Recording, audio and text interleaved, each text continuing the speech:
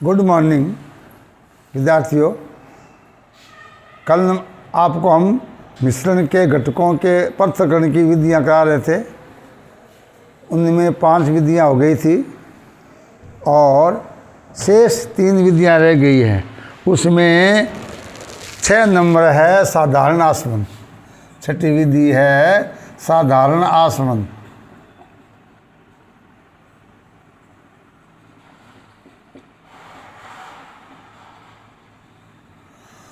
आसवन को बोलते हैं डिस्टिलेशन। मतलब क्या होता है आसवन का? द्रव पदार्थ को वाष्पित करते हैं और इस वाष्प को पुनः ठंडा करके द्रव में बदल लेते हैं।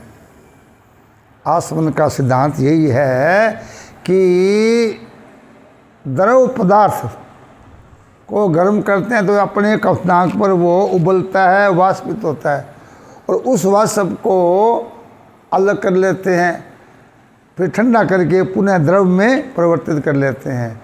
इस प्रकार इसे क्या कहते हैं? साधारण आसवन। क्या कहते हैं? साधारण आसवन। तो यह विधि उन मिश्रण के पृथक्करण में प्रयुक्त होती है जो द्रव अवस्था में होते हैं। द्रव अवस्था में मिश्रण के अवयवों को पृथक करने के लिए आसवन विधि का उपयोग करते हैं। अब आसवन में 2 विधियां हैं, साधारण आसवन और प्रभाजी आसवन। साधारण आसवन उन द्रव पदार्थ को लिए प्रयुक्त होती है जिनके क्वथनांक में 25 डिग्री सेंटीग्रेड से अधिक का अंतर होता है, से अधिक अंतर हो। जिन पदार्थों के क्वथनांक में 25 डिग्री सेंटीग्रेड से अधिक का अंतर होता है, ऐसे पदार्थों का जो शोधन है वो साधारण आसवन विधि में करते हैं। जैसे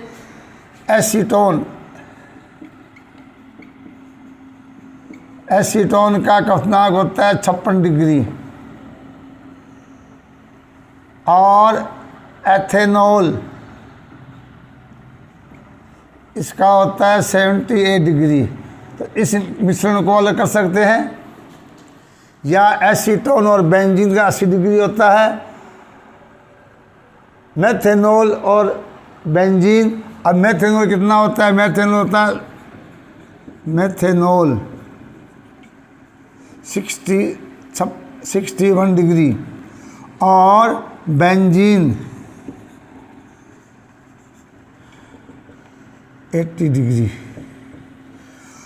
तो जिन पदार्थों के क्वथनांक में 25 डिग्री सेंटीग्रेड से अधिक अंतर होता है उनका पृथक्करण साधारण आसवन विधि में करते हैं। इस विधि का उपकरण में ये इसका चित्र है।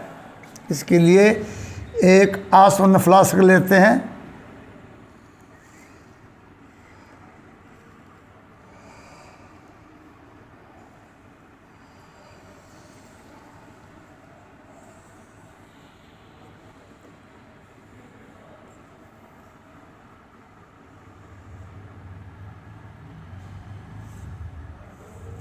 इसे बोलते हैं आसवन फ्लास्क। एक आसवन फ्लास्क में अशुद्ध द्रव, जैसे ये मिश्रण है, किसका है? मान लो एसीटोन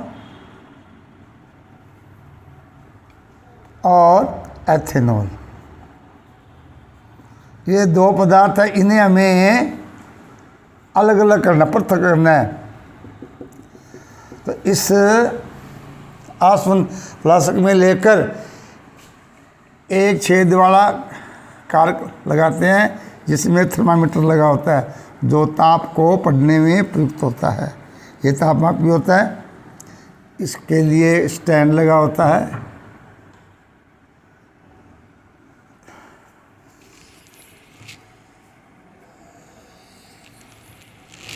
इसको नीचे बालू उष्मक पर गर्म करते हैं और नीचे इसके बर्नर लगा देते हैं।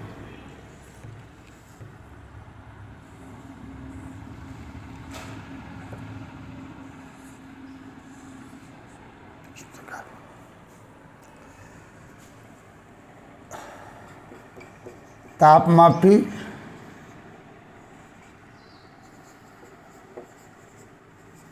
स्टैंड फ्लास्क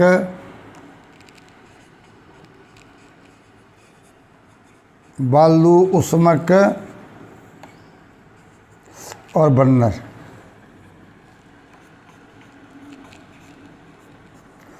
अब ये जो इसकी पार्श्व भुजा, यहाँ क्या जोड़ते हैं, संघनित्र क्या जोड़ते हैं, एक संघनित्र जोड़ते हैं।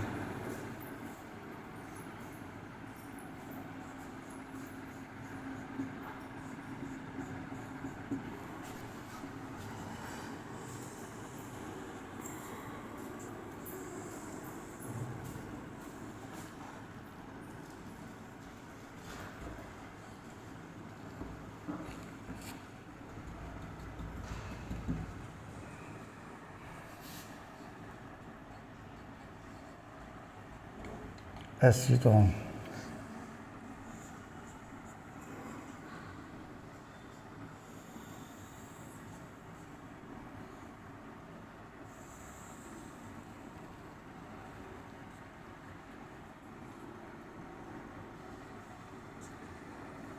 इसके ये स्टैंड इसके लिए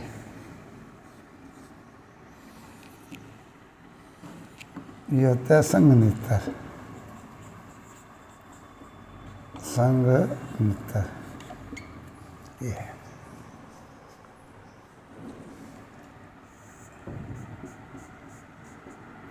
तो ये इसका नामक की चित्र है। अगर आपको पूछ लिया जाए एसीटोन और एथेनॉल के मिश्रण को पृथक कीजिए, आंसर क्या लिखेंगे, साधारण आसवन विधि। इसके लिए उपरोक्त चित्र बना देंगे। इसमें एक आसवन फ्लास्क लेते हैं जिसमें अशुद्ध मिश्रण लेकर चित्रानुसार स्टैंड में कस देते हैं। गर्म करने के लिए बर्नर लगा देते हैं।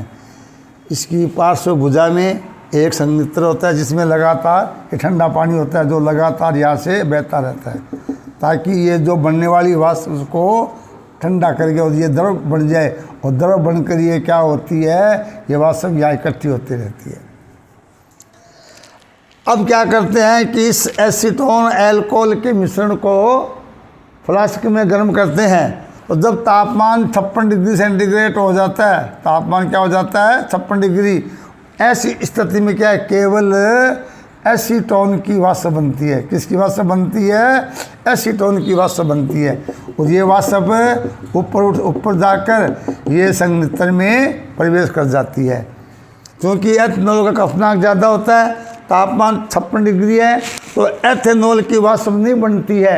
इस मिश्रण में केवल एसीटोन वाष्पित होता है। ये वाष्प संघनित्र में प्रवेश करती है, जहाँ ये ठंडी होकर द्रव में बदल जाती है। इस प्रकार एसीटोन लगातार ग्राही पात्र में एकत्रित होता रहता है।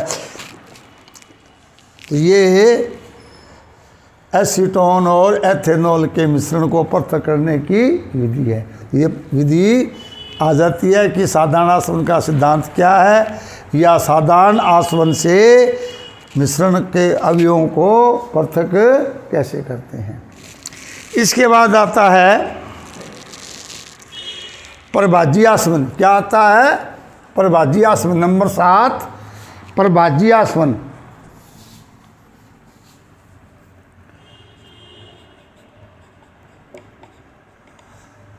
प्रभाज्य आसवन में ऐसे द्रवों के लिए प्रयुक्त होती है जिनके क्वथनांक में 10 से 15 डिग्री सेंटीग्रेड का अंतर हो, यानी कि 25 डिग्री सेंटीग्रेड से कम का अंतर है। ऐसे द्रवों को पृथक करने के लिए प्रभाज्य आसवन विधि का उपयोग करते हैं। जैसे आप ये 3 दिए हुए हैं, एथेनॉल, मेथेनॉल, बेंजीन। अब इनके क्वथनांक में केवल 15 से 20 डिग्री का अंतर होता है। तो ऐसे अवयवों से या ऐसे द्रव के मिश्रण को पृथक करने के लिए किसका उपयोग करते हैं? प्रभाज्य आस्वन में। अब अगर इसमें यही उपकरण काम में लें तो जैसे इसमें मेथनॉल का क्वथनांक 61 डिग्री है, तो पहले इसकी वाष्प बनती है, वाष्प ऊपर उठती है, लेकिन इसमें वाष्प का भी दाब बढ़ता है, कुछ क्वथनांक स्वतः ही बढ़ जाता है, तो कुछ मात्रा में दूसरे द्रव यानी कि बेंजीन की वाष्प भी बन जाती है। अब क्या होता है, यहाँ दोनों ही पदार्थों की वाष्प आ गई, एक की अधिक एक कम है, तो यहाँ जब वो ग्राह्य पत्र में आएगी तो यहाँ दोनों द्रव यहाँ आ जाएंगे, तो इसका शोधन नहीं होता। इसलिए प्रभाज्य आस्वन में द्रव को शुद्ध करने के लिए इसमें एक प्रभाजक स्तंभ का उपयोग करते हैं। इसमें क्या करते हैं, यहाँ प्रभाजक स्तंभ लगाते हैं। इसी उपकरण में, उपकरण ही हो जाएगा, यहाँ क्या लगा देंगे, एक प्रभाजक स्तंभ लगा देंगे।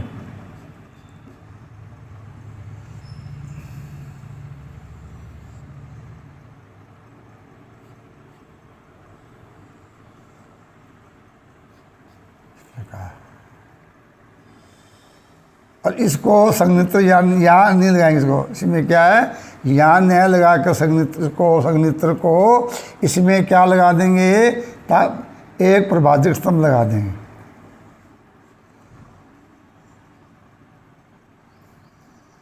और इस संघनित्र को हम यहाँ जोड़ेंगे, हम क्या इसमें यहाँ जोड़ देंगे। इसलिए हमने क्या लगा दिया, एक प्रभाजक स्तंभ, प्रभाजक स्तंभ।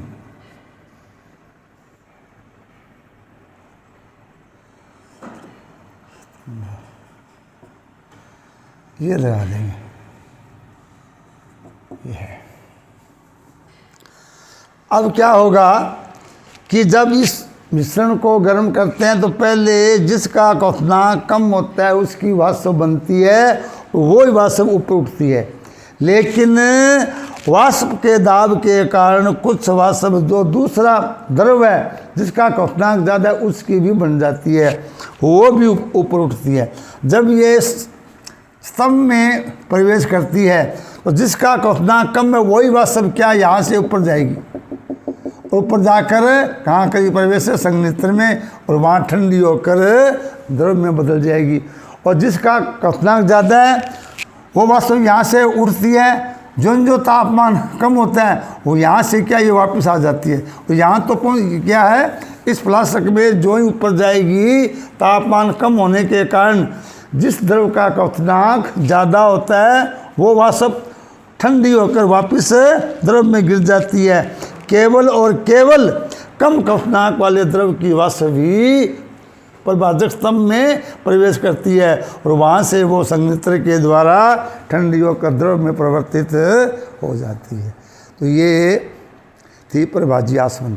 फिर सुन लीजिए, प्रभाज्य आस्वन में उन द्रव पदार्थों के मिश्रण को पृथक करते हैं जिनके क्वथनांक में 25 डिग्री सेंटीग्रेड से तापमान में कम का अंतर होता है। और इसके लिए साधारण आस्वन उपकरण ही प्रयोग करते हैं। इसमें एक प्रभाजक स्तंभ का उपयोग कर देते हैं जो ये कार्य करता है, उसमें से केवल कम क्वथनांक वाले द्रव की वाष्प भी ऊपर जाती है, ज़्यादा क्वथनांक वाले द्रव की वाष्प वापस गिर जाती है।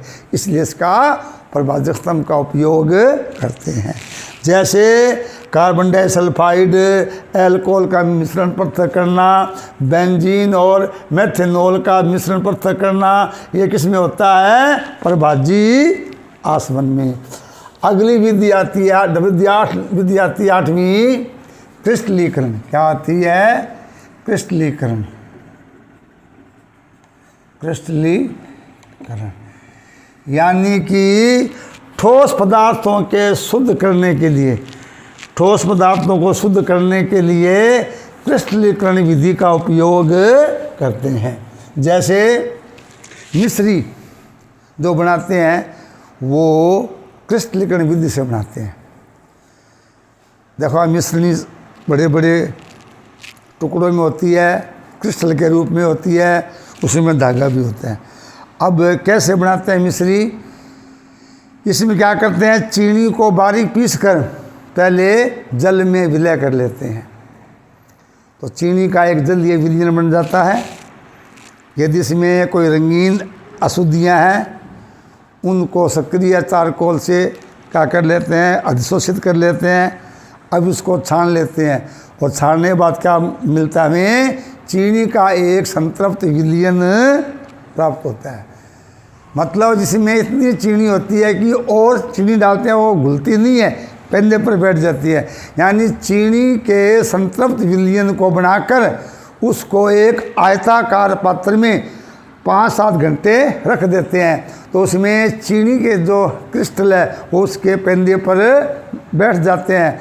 सुबह जल को निथार कर फेंक देते हैं, पीछे क्या बच जाती है, ठोस चीनी। वही बाद में सूख कर क्या बन जाती है, मिश्री। अब देखो अगर आपने मिश्री में धागे होते हैं, वो क्यों होते हैं कि जब इसका चीनी का क्रिस्टलीकरण करते हैं उसमें विलयन में धागा डाल देते हैं, क्योंकि धागा डालने से क्रिस्टल है वो अधिक बनते हैं और जल्दी बनते हैं। इसलिए देखा होगा मिश्री के अंदर धागे भी होते हैं। तो उसमें आ जाएगा कि क्रिस्टलीकरण में किसका शोधन करते हैं, ठोस पदार्थों का। ऐसे ठोस पदार्थ जिनमें अशुद्धियाँ मिली हुई है उनके शोधन के लिए या पृथक्करण के लिए क्रिस्टलीकरण का उपयोग करते हैं। जैसे चीनी से मिश्री का क्रिस्टलीकरण। तो लास्ट में रह गया अभी 10वीं विधि है विलायकों द्वारा निष्कर्ष। विलायकों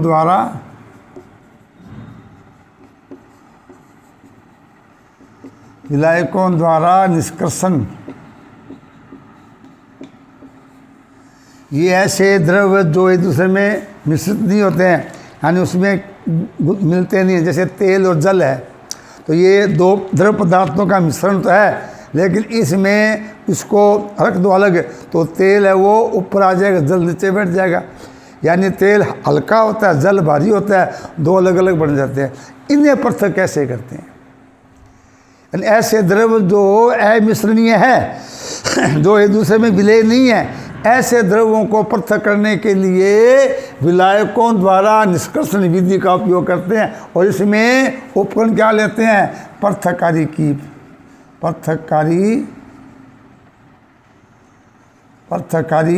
कीप लेते हैं। वो कैसे, ये पृथक्कारी कीप होती है,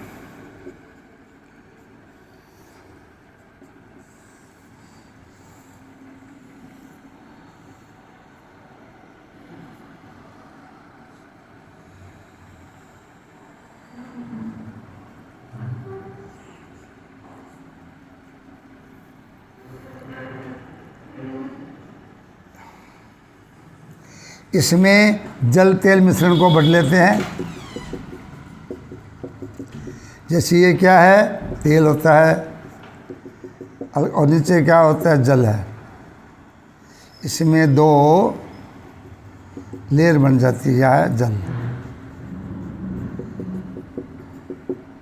और ये है तेल। अब इसमें डाल दें, इसमें दो स्तर बन जाएगी, एक नीचे जल ऊपर तेल है। अब क्या करें, इस टोंटी को हम खोल देंगे, नीचे पत्थर रख देंगे, खोलने से क्या होगा, जल है वो नीचे आना शुरू हो जाएगा। जब ये यहाँ से यहाँ पहुँच जाता है, बंद कर देंगे, तेल ऊपर रह जाएगा, जल नीचे आ जाएगा।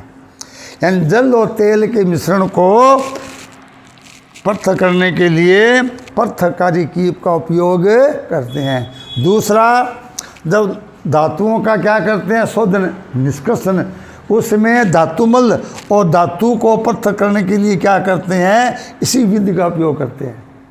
जब लोहे का निष्कर्षण करते हैं तो वात्या भट्टी में लोहा पिघली हुई अवस्था में प्राप्त होता है और धातुमल भी पिघली हुई अवस्था में होते हैं। धातुमल क्या होते हैं, हल्के होते हैं, लोहा क्या होता है, भारी होता है। इस कीप में डाल देंगे, यहाँ तो क्या होगा, हल्का होगा धातुमल, यहाँ तो क्या होगा, धातुमल, और यहाँ क्या होगा, पिघला हुआ लोहा, पिघला हुआ लोहा। अब क्या है, टोटी खोलेंगे तो पहले लोहा है वो बाहर आएगा, ग्रह पत्र में एकत्रित हो जाएगा, जो लोहा यहाँ तक पहुँच जाएगा, ये लेयर, इसको बंद कर देंगे, ऊपर क्या रहेगा, धातुमल।